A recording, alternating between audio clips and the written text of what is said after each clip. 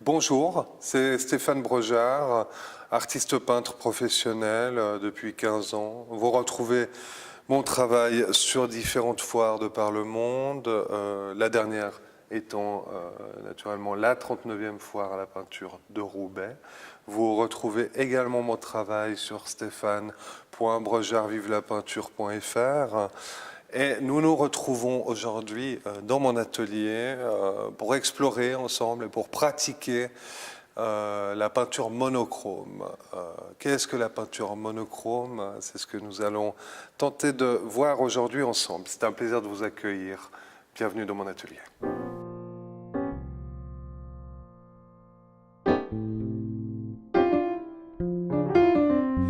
Il y a 3 raisons principales d'exercer la pratique du monochrome en 2018. Quelles sont-elles? La première est de nature strictement décorative. Imaginez avoir un salon avec un canapé bleu en cuir. Vous habitez au bord de la mer bleue également, grise en hiver. Alors là, on va pouvoir faire appel à un monochrome dans l'espace de vie avec un tableau qui ne sera pas bleu. Et c'est là, c'est la subtilité, c'est qu'on va peut-être casser avec cet environnement en ajoutant une couleur, peut-être un peu plus, dans les rouges, pourquoi pas dans les verts. Donc c'est une manière d'amener de la couleur en plus dans un environnement. Voilà la première pratique du monochrome qui est purement décorative, qui mettra également en valeur vos canapés, votre intérieur.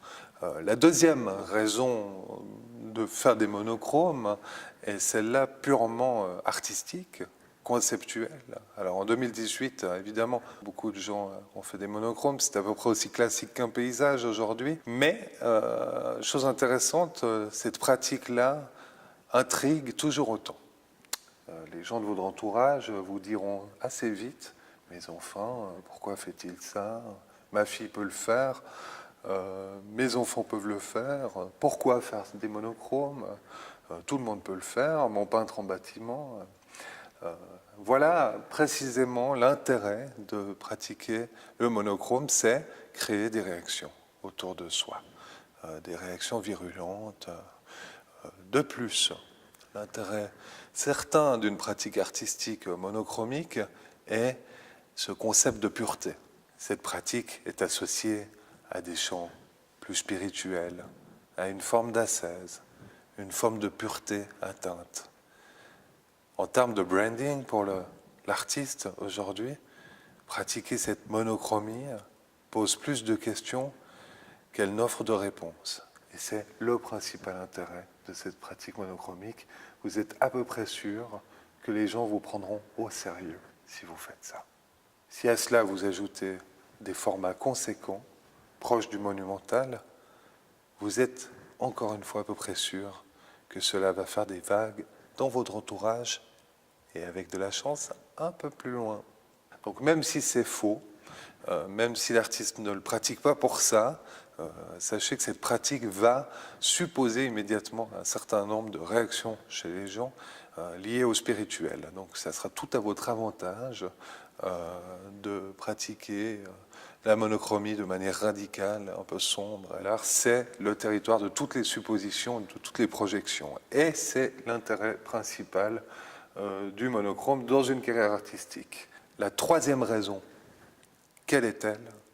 Eh bien, je vous le donne en mille.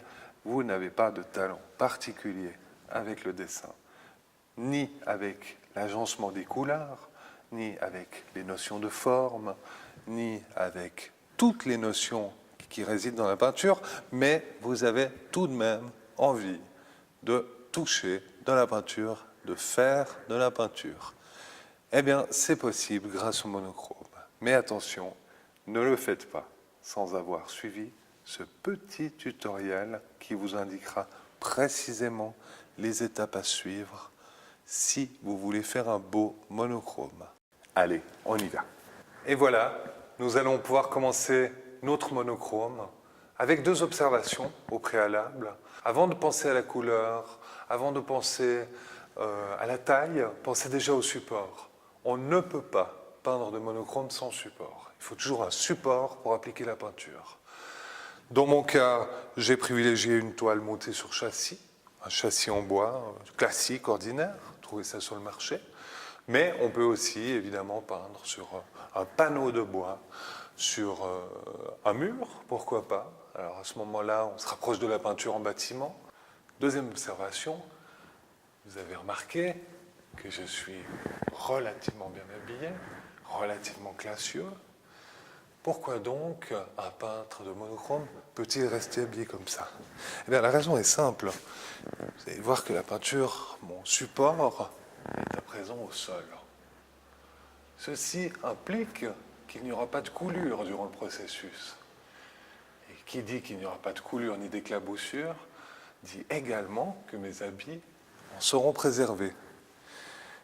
En cela, je rejoins ce que j'ai dit au début par rapport à la pratique artistique du monochrome, qui veut que l'artiste reste élégant en toutes circonstances, y compris dans la pratique du monochrome. Ainsi, l'artiste pourra déployer son talent durant 10 minutes sur cette surface et enchaîner dans un vernissage quelque part en ville sans même avoir changé de tenue. Cela, c'est relativement important dans l'attitude de l'artiste monochromique, c'est qu'il puisse sauter d'une pratique à l'autre, d'une pratique mondaine à une pratique de peinture relativement aisément, en gardant un costume relativement classieux à chaque fois. Voilà, nous allons pouvoir commencer. Voilà, j'ai maintenant choisi la couleur qui va composer ce magnifique monochrome. Mon choix s'est porté sur un bleu qui est déjà un mélange de ma part, un mélange de plusieurs couleurs qui donne ce bleu particulier que je n'aurai pas l'outrecuidance de déposer à mon nom. Mais enfin, voilà. Le monochrome est calme. Au préalable, je me serais saisi d'un pinceau relativement propre ou lavé. C'est important d'avoir des pinceaux propres. Le monochrome impressionne, toujours. Impressionne par sa simplicité, par son dépouillement. Voilà. Alors, remarquez la taille du pinceau. Il y a une chose fondamentale, plus le pinceau est large, plus la toile sera rapidement recouverte. Ça, c'est une notion à retenir assez vite quand on commence en monochrome. Puisqu'on peut se rendre compte que ça prend énormément de temps de faire un monochrome avec un petit pinceau. Alors là, on va pouvoir trouver dans le commerce tout un ensemble de pinceaux qui ont des largeurs plus ou moins différentes. Ça, c'est un conseil très utile. Le monochrome cohabite parfaitement bien avec des animaux domestiques. Voilà, alors on va pouvoir tremper le pinceau dans la couleur. Voilà, comme ceci. On va pouvoir commencer tranquillement à appliquer. Alors, où est-ce qu'on commence à appliquer? On commence toujours au milieu. Je vais vous expliquer pourquoi. Voilà. Et là, on est véritablement dans le processus de la peinture monochrome. Alors voilà, on commence au milieu et tranquillement, on va étaler la peinture. Le monochrome est présence picturale pure. Ainsi, il s'accordera aussi bien à votre table de salon qu'à votre canapé. Pourquoi je commence au milieu? En commençant au milieu, j'ai la possibilité de choisir mon angle d'attaque. C'est-à-dire que soit je pars là et je continue là, chose que je vais faire, soit je monte. J'ai donc deux options pour continuer mon monochrome. Je vais rester sur la première option, voilà. Donc là, je vais remplir progressivement tout l'espace de la toile.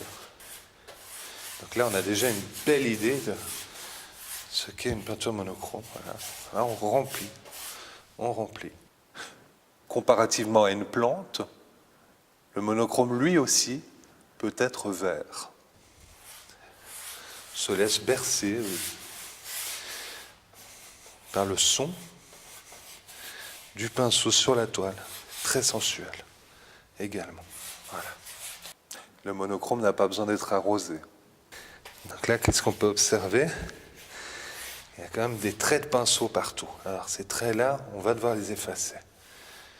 Parce que alors, sinon, ça va être de la peinture expressionniste et on ne veut surtout pas ça. Hein. Le peintre monochrome, en principe, efface toute trace de son activité.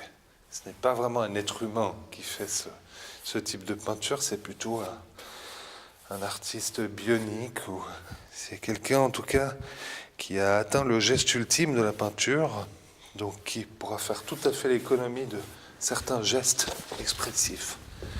Car pour rappel, c'est la peinture qui s'exprime et pas l'artiste lui-même. Voilà.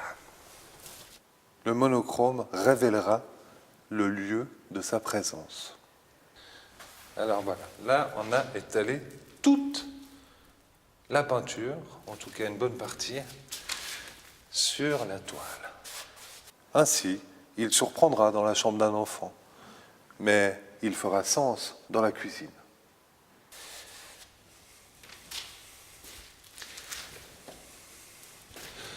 On va pouvoir poser tranquillement le pinceau.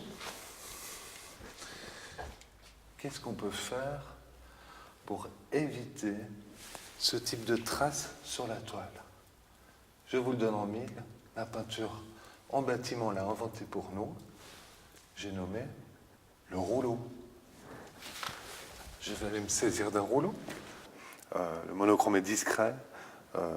Il est un petit peu snob, c'est vrai. Et voilà, je suis de retour avec mon rouleau et observez le calme qui est le mien durant ce processus. La peinture est déjà en train de sécher, mais je ne cède pas à la panique, car je suis un artiste en paix avec moi-même. Il faut être cohérent entre la pratique du monochrome et la personnalité de l'artiste. On ne peut pas faire un monochrome de ce type de bleu en étant excité, en étant stressé. C'est tout à fait inconjugable.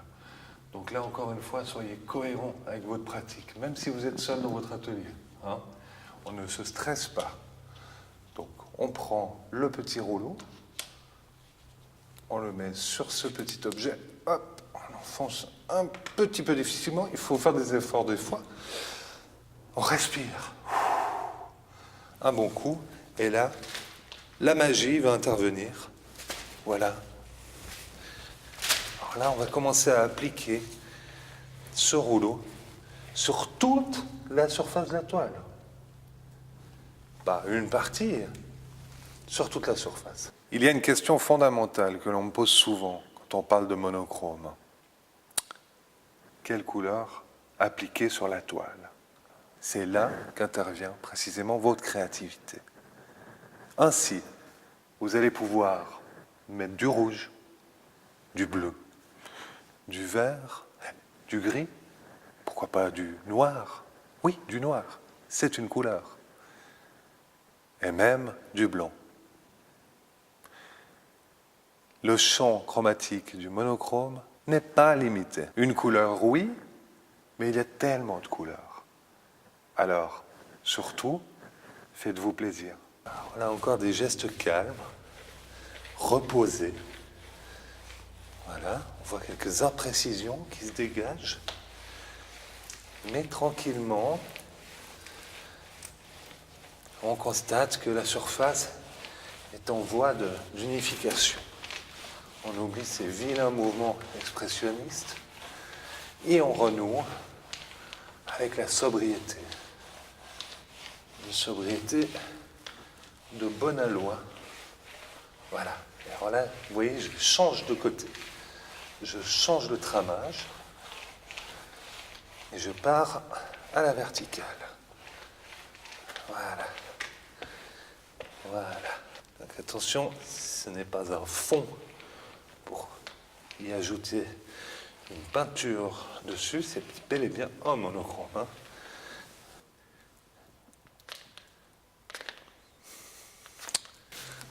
Alors voilà un monochrome qui vient d'être réalisé sous vos yeux en 3 minutes, 4 minutes. C'est aussi un des avantages du monochrome, il prend très très peu de temps à réaliser et c'est aussi pour ça que les artistes l'affectionnent. Il ne fatigue pas outre mesure, il est très économe aussi en termes de couleurs. et il prend très vite de grandes surfaces, comme vous pouvez le voir. Donc maintenant, on va attendre que ça sèche et vous allez pouvoir le placer dans l'espace qui vous sied. Vous allez pouvoir l'exposer dans un centre d'art. Vous allez pouvoir l'exposer dans votre salon, c'est égal. C'est vous qui voyez. Voilà, pour ma part, c'est fini pour aujourd'hui. Je vous remercie de votre attention. J'espère que cette vidéo vous aura été utile. C'était un plaisir en tout cas de la réaliser pour vous. N'oubliez pas le prochain tutoriel et à bientôt.